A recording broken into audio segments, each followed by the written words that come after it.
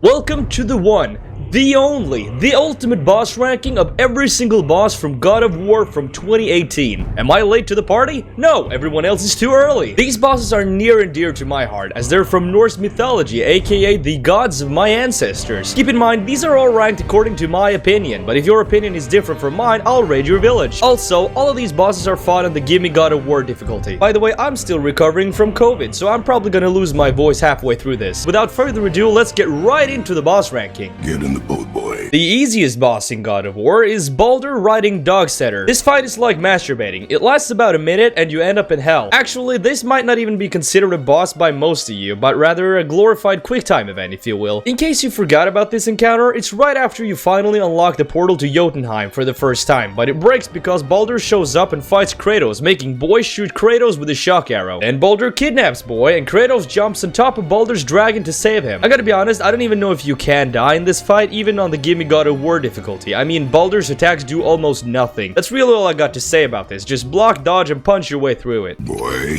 I'm just gonna say it, you're most likely gonna be overgeared for the Stonebeard King, and if you decide to not do all the side quests when playing on Gimme God of War first, then that's on you. The only thing that disappears faster than the ice he's trapped in is his health bar, and the wolves spawning during the fight don't do much of anything. So if you don't count Baldur and Dogsetter as a boss fight, then this is the easiest boss in God of War. I told you, boy. The fact that Golvig has the audacity to put her health bar on the bottom of your screen is insulting. She's just like any other Revenant you fight dozens of times throughout the game, if not easier, as you're probably already geared to the teeth by the time you actually fight her. She doesn't even do the most dangerous attack that literally every other Revenant in the game can use, and she's supposed to be a boss. The guy summoning her also says her name like she's gonna conquer the world or something before she just shows up and tosses feces in your eyes.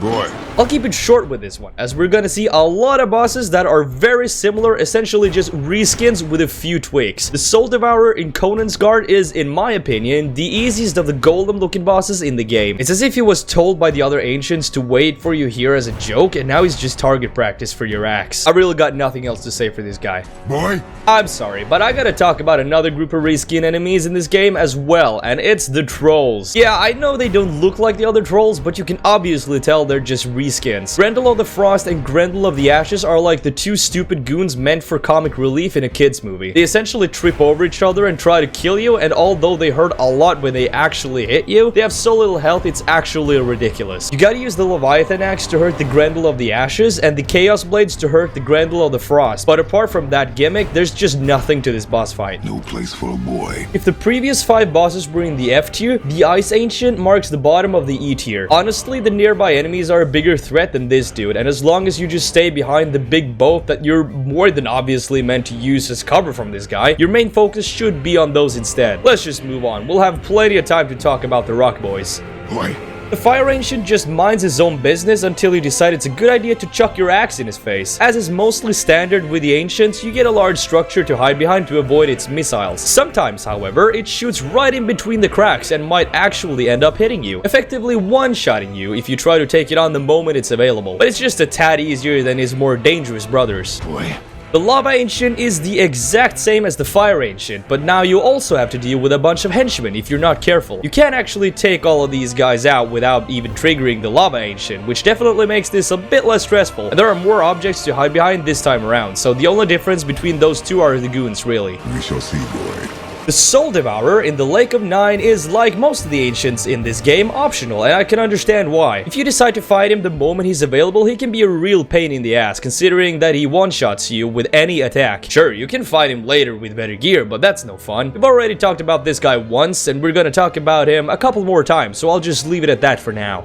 Boy. You have several ways of blocking the Frost Ancient's missiles at your disposal, but sometimes you might think the thinnest wood pillars are gonna be enough, but they rarely are, which is really only the reason I ranked it higher than the previous Ancients. Let's move on before I bore you to death talking about Ancients. Come, boy. Kicking off the easiest of the actual troll boys is Dauthi Hamar. You might not even know about this guy's existence, but he resides in a stronghold way off the main story, and I didn't even find him until my 3rd playthrough of the game. I think he's more interesting and has cooler attacks than many of his harder counterparts, but by the time you reach him, he's actually pretty easy to beat. The only factor that makes him any difficult at all is the limited space you have to work with, but even that can't save him from being the weakest of the trolls. Boy.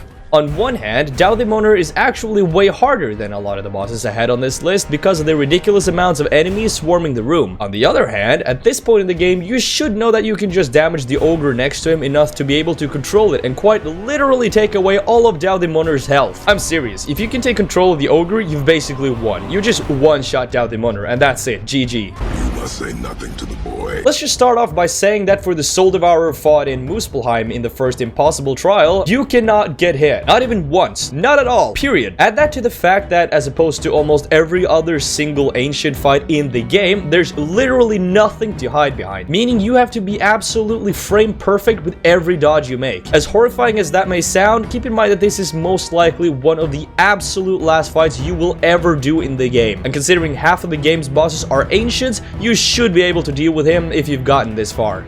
Boy. I'd say this guy is a tad higher on the difficulty scale than the previous three, so I guess we're at the D tier. Now the Count Mother is certainly menacing when you encounter him for the first time, and he might even smack you around a bit, especially if you're playing on Give Me God of War. On my first playthrough on the hardest difficulty, I just threw my axe at him until he was dead, and let me tell you, that takes a while. Once you actually learn how to bypass his very few attacks, you'll realize that he's really not that bad to melee into submission. I guess being harder than a reskin of a boss fought in the late game is pretty well done for the first boss of the game, so kudos to this guy. Boy.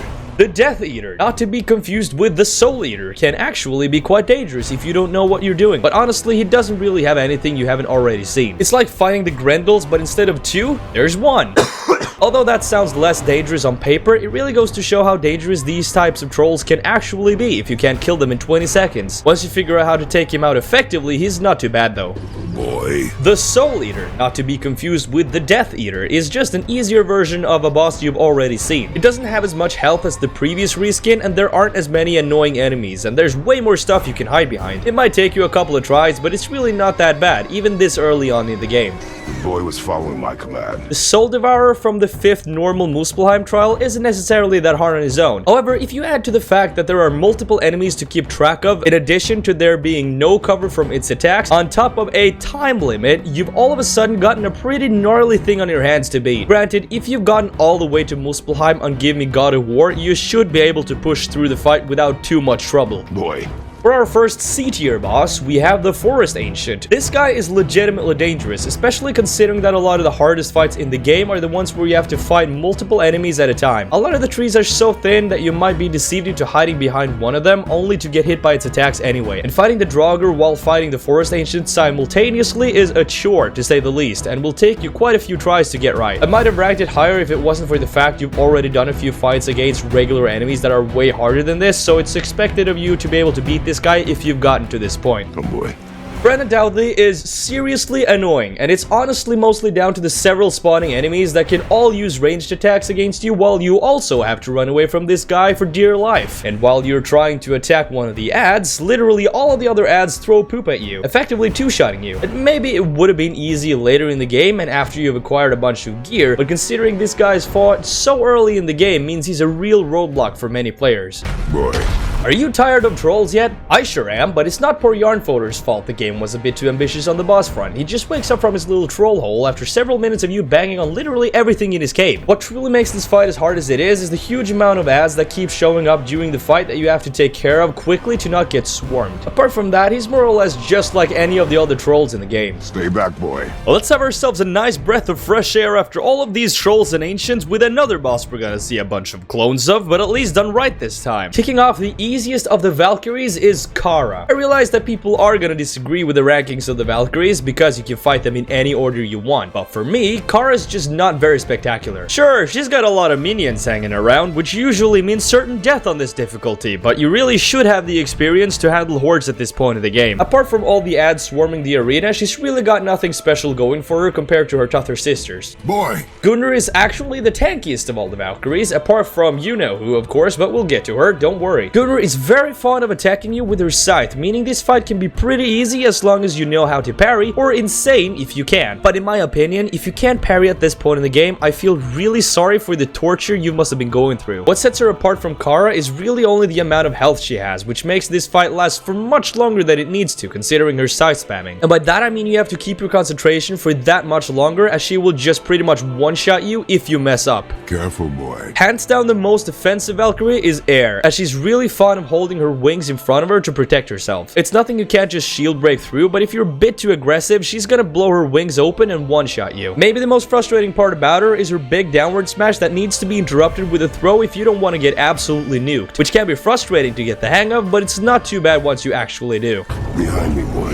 Gearful is probably the most well-balanced of all the Valkyries in terms of her range of ground and air attacks, but that doesn't let her reach the upper half of difficulty for Valkyries, unfortunately. The most annoying part about Gearful is her blinding attack, which is not something exclusive to her, but you've probably never used the quick turn ability throughout the entire game, so you'll probably forget it's even a thing you can do to counter it. I'm putting it out because I just took this attack like a dumbass, not realizing you can turn around to avoid getting dust in her eyes, but apart from a few annoyances, she's not as bad as half of her sisters. Hold on, boy! Okay, so here comes the first boss with checkpoints on this list. Because the checkpoints obviously make all of these kinds of bosses a lot easier, I decided to rank these bosses as if they didn't have checkpoints, which now make them absolute powerhouses. Kicking off the easiest of those bosses is Raizlir, the dragon that can't fly, but still absolutely wrecks you. You first encounter Raizlir on a huge elevator where he tries to munch on you, and the frustration this guy brings with his ridiculous hitboxes one-shotting you without you being able to do anything is just insane. After literal minutes of getting one-shot in only seconds, you finally realize how to deal with him and get to move on. Then you of course get to the real fight, which has a lot of phases in it, each with its own little puzzle almost. I can't talk about everything about this fight, but it mostly consists of throwing red rocks in his face, which this stupid lizard decides to be really obnoxious about. Both of Raizlir's encounters manage to become, as a whole, a very tough one. Run, boy! A good contender for the best fight in the game is the Stranger, also known as Conor McGregor, and you get to play the role of Khabib. That is, if this was a universe where McGregor could actually do anything to Khabib, but I'm getting off topic. The fact that there are a bunch of checkpoints throughout this fight makes it a lot easier than if you do the whole fight without dying once, which is really hard considering this is only the second boss. It's so cool to replay this battle after finishing the game once, as his dialogue gets a whole new meaning, and the UI matching what's happening in the cutscenes between the phases is also really cool. But in terms of difficulty, yeah, he's pretty tough, but there aren't a lot of attacks to look out for, and you can learn them pretty quickly. Granted, it does take a while for you to learn it this early on, and while practicing, you're gonna find your health bars receding faster than his hairline. Mind your tongue, boy!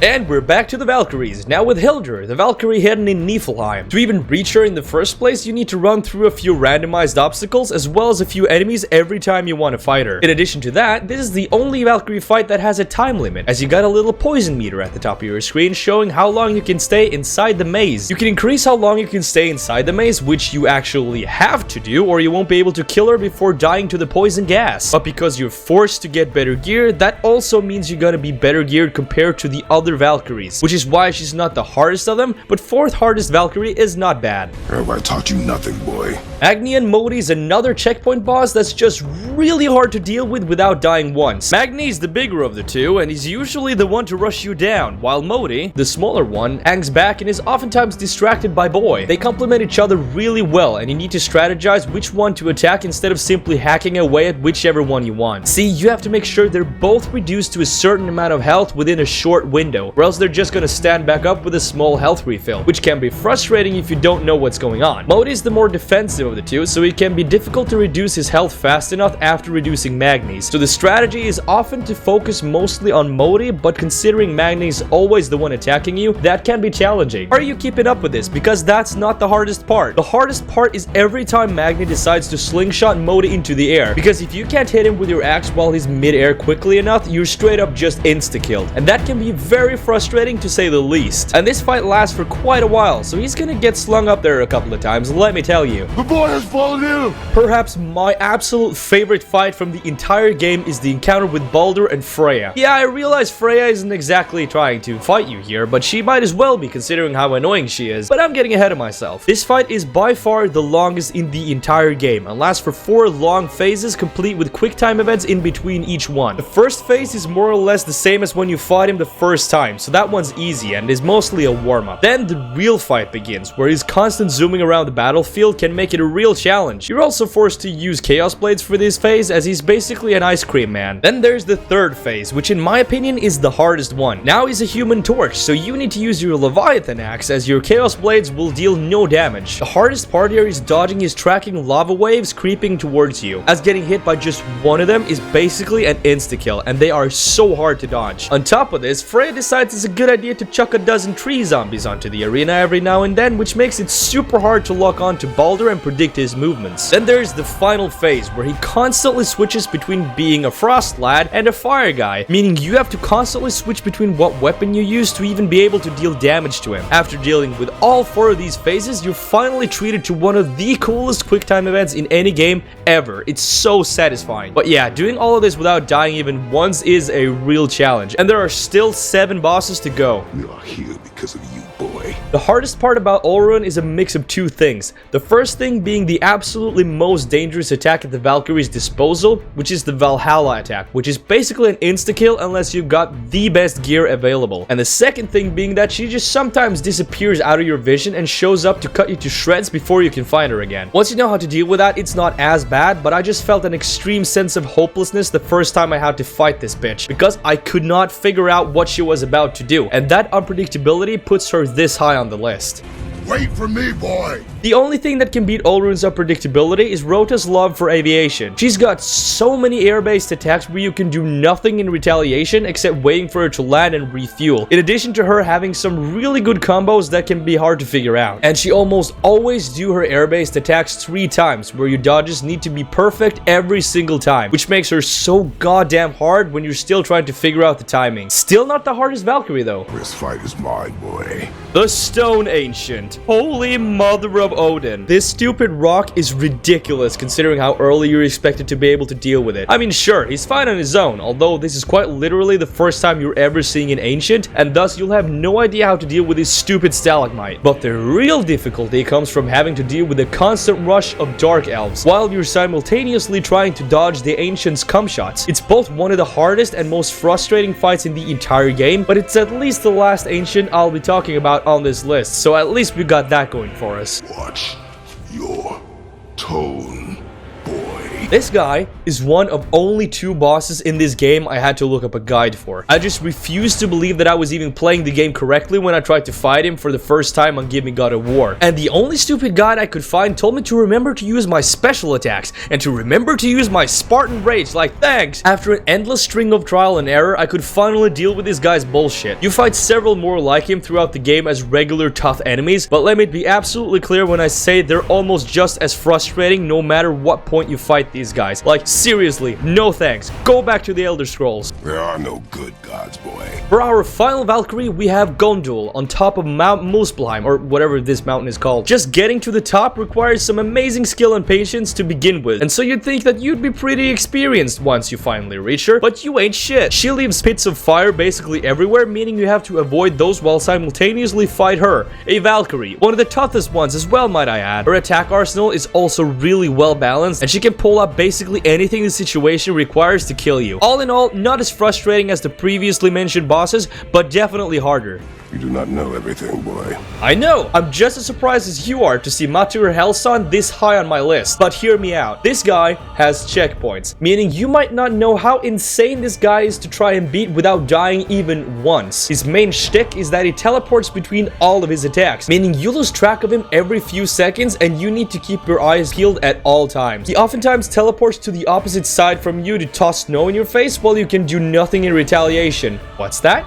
Oh, just throw your axe at him? Oh, that's cute. See, you can't. You're forced to use your Chaos Blades because he's immune to your axe. That means you have to run up to him, but he leaves floating spheres which you have to maneuver around while simultaneously dodging his snowballs. But that is not all, bucko. See, when he reaches 75% of his max health, he summons sprinting zombies. You know, zombies. The thing that usually aren't that scary because they're slow. Well, now they're doing somersaults, and you can't even kill them because if you kill them, he just summons more. So now you have to dodge soul claymores, icicles, and zombie athletes. But that's not all. Even when you're not one-shot by an incoming attack, every single thing freezes you, which makes you so slow you can't avoid anything. So you're just stuck and left to die no matter what hits you, unless you're really lucky, of course, which is the only reason I was even able to beat him. I'm not even joking. You have to dodge 99% of all incoming attacks for almost 10 minutes straight. This fight is actually just so stupid on Give Me God of War, but he's still not the hardest boss. That spot, of course, goes to the one,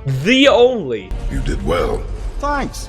the boy. Sigrun, Sigrun, Sigrun. Where do I even begin talking about you? Well, remember when I say Gunnar is the tankiest of all the Valkyries? Well, I lied, because Sigrun has literally twice that amount. Twice. Perhaps one of the more known facts is that she can use every single one of the other Valkyries' attacks. I'm not even exaggerating. She can do every single one, and she will. Granted, she uses some more than others. That means she's striking the perfect balance between ground and air attacks, and all of them are super deadly, and most of them just outright one-shots you, because of course they do. But this means you have to learn so many different attacks, and how to deal with all of them, and even how she sometimes string them into combos, which is not something most of the other Valkyries do. And you then have to be able to deal with all of it for so long. It just lasts so goddamn long. Honestly, she's just a bit too overtuned to be enjoyable, unfortunately. So even though she's the hardest boss in the whole game, there are definitely better fights in here, but we're wrecking difficulty and not enjoyability. So here's your crown, Sigrun. Congratulations on being the hardest boss in God of War. I hope you agree with my list, because disagreeing is not an option. What else is not an option is liking, subscribing, and commenting, and sharing, and buying my Bitcoin, and tweeting that I'm the king of your country. All of this is mandatory, and if you don't do it, Vikings will come raid your house. Okay, love you, bye.